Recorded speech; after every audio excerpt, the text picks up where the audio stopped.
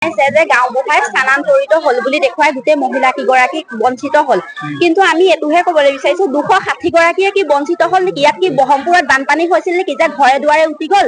স্থানান্তৰিত মানে কি, মানে জেগা সলাই বেলেগলৈ যোৱা, সেই বুলি আমাক অফিচে কৈছে। নহয়, ইয়াত নাইকিয়া বুলিয়ে কৰি পেলালে, স্থানান্তৰিত হল বুলি দেখুৱাই দিলে। সেইটোৱে হ'ব লাগিব, আমাক এতিয়া ন্যায় লাগে আৰু আমি এইটো তদন্ত বিচাৰিছো যে কিহৰ কাৰণে এই কামটো হৈছে। আমাক এতিয়া ন্যায় লাগে, কাৰণ আমি বহুত ভগা-ভাগি কৰিছো, বহুত দৌৰা-দৌৰি কৰিছো। আমাৰ নিজস্ব কিছুমান কাম থাকে, আমি লোন লৈছো ভিঅ'ৰ গোটৰ পৰা, ঠিক, কিন্তু আমি ঋণ মাৰিব লগা হৈছে। সেই ঋণটো আমি কষ্ট পৰিশ্ৰম কৰিলে, আমি ব্লকৰ পৰা নিজে গাড়ীৰ পৰা গছ পুলি কঢ়িয়াই আমি ভিঅ'ই দিছিলো। ইমানখিনি আমি কষ্ট কৰিছিলো, মানে গছ পুলি বিলাক যেতিয়া গাড়ীৰ পৰা আহে তেতিয়া ৩-৪জনী মানুহে আমি কষ্ট কৰি গছ পুলি আনি আমাৰ ভিঅ'ত জমা দি আমি ঘৰে ঘৰে সেইবিলাক চবৰ গোটেই দিছিলো। ইমান কষ্ট কৰাৰ পিছতো সেয়া কিছুমানেতো ঘৰৰ কাম কম এৰি থৈ পেলাই আজি যাব লাগে, ব'লক গছ পুলি ৰুব লাগে, গছ পুলি লৈছো, বৰষুণ যি আহিলে আমি একো চোৱা নাই।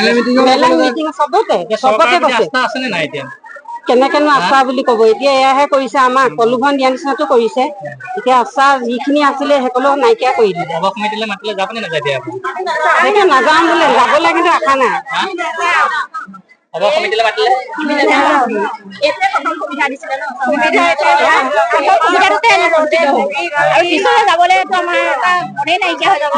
আমি আশাবাদী, আমি বহুত আশা কৰিছিলো যে 10,000 টকাৰে দি আমাৰ বিভিন্ন মহিলা বিভিন্ন শস্য হওক, গৰু গাই ছাগলী কিবা কিবি কৰি আমি খাম, কিন্তু সেইটো আমাৰ আশাত চেঁচা পানী ঢালিলে। গতিকে আমি এইটো ক'ব বিচাৰো যে তেখেতসকলে অফিচেও গম নোপোৱা কাৰণটো কি? আজি যে আমাক গোটেইখিনি কথা ক'লেহি আহি, আৰু আমিও আজিহে কিয় জানিবলৈ পালো। আমিতো আশাবাদী, আমি লাখটকীয়া কাগজ আমি কেতিয়াবাই পালো, আজিহে গম পাইছে। আমি আজি ৰাতিপুৱা গম পাইছো, আৰু কোনো কালি ৰাতি পাইছে ৰিজেক্ট হৈছে বুলি ক'লে। কাৰণটো এইটোৱে ক'লে যে ছেকেণ্ড লেভেললৈকে আমাৰ ঠিকে চলি আছে, থাৰ্ড লেভেলত বেয়া ভুল হৈছে। গতিকে থাৰ্ড লেভেলত যদি ভুলেই হৈছিল, তে আমি মহিলাই খবৰ পোৱাৰ আগতে আমাক কোনো মহিলাই কৈছে যে অফিচত আগতেই গম পাব লাগে। আমি ইমান সৰু ল'ৰা ছোৱালী থৈ আহিছো, কাম বন এৰি আজি কিমান দিনৰ পৰা দৌৰি আছো। আমাৰ ছেকেণ্ড লিষ্টত নামো ওলাইছে, ওলোৱাৰ পিছত আমি এই টকাখিনি কিয় পাব লগা দেখোন? হেমন্ত ডাঙৰীয়া বিশ্বকৰ্মা আমাক অকমান চাব লাগে। আমাৰ হেৰি লয় 25টা গোটৰ অহা নাই, গামবুঢ়াকী 25টা গোটৰে হেৰি কৰিছে। কি আছিলে? চন্দন বৰ্মন। তেখেত কি পদবীত আছে? তেখেত হেৰি BPM। আপোনালোকে এতিয়া অভিযোগটো তেখেতে মানি ললে নে?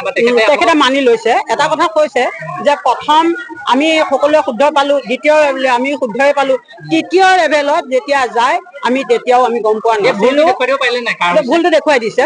তেখেতে কৈছে যে আমাক দ্বিতীয় লেভেললৈহে দিছে দায়িত্ব, তৃতীয় লেভেলতো আমাক দিয়া নাই। তেতিয়া আমাৰ DC ছাৰে ক'লে যে গাঁওবুঢ়াক দিয়ক, তেতিয়া গাঁওবুঢ়াক দি দিলে তৃতীয় লেভেলৰ কামখিনি। বঞ্চিত হোৱা মানুহখিনিক তেতিয়া আমি ধৰিছো যে বঞ্চিত হোৱা মানুহখিনি আকৌ পাব নে নেপাব উপায় আপুনি দিয়ক। তেতিয়া ক'লে যে 900 কিমান গৰাকী উৰিয়া গাঁৱতো সেই একে অৱস্থাই হৈছে, গতিকে আপোনালোকে পৰামৰ্শটো আমাক দিছে অৱশ্যে যে আপোনালোকে এনেকে এখন লিখক, তেনেকে কৰক, তেনেকে মন্ত্ৰী লেভেললৈ যাওক, সেইখিনি পৰামৰ্শ আমাক দিছে। ভালকে পঠাইছে। গতিকে সংবাদ মাধ্যম অহাকালি কিবা কৈছে নাই, আমাক একো নকলে। তথাপিতো মই শুনিছোহে কাৰোবাৰ মুখেদি যে সংবাদ মাধ্যমত এই কথা কিয় প্ৰচাৰ কৰিব লাগিব, যিহেতুকে য'ত নেকি 260 গৰাকী মহিলা আমাৰ বঞ্চিত। এতিয়া আমি সাংবাদিক মাধ্যমত নকম কিয়? জানক তেখেত এটা আমাৰ এখন আঁচনিৰহে অধিপতি, কিন্তু মহিলাখিনিতো নহয়। মহিলাখিনি ভুক্তভোগী। এতিয়া বৰ্তমান চোৱা মহিলাখিনি ভুক্তভোগী। আমি যিহেতুকে বঞ্চিত হলো, আমি ভুক্তভোগী। আমি কিছুমান কাৰবাৰৰ কাৰণেহে আমি লওঁ টকা, আমিতো এনে নলওঁ নহয়। গতিকে ভাত খোৱা চাহ খোৱাৰ টকা নহয়।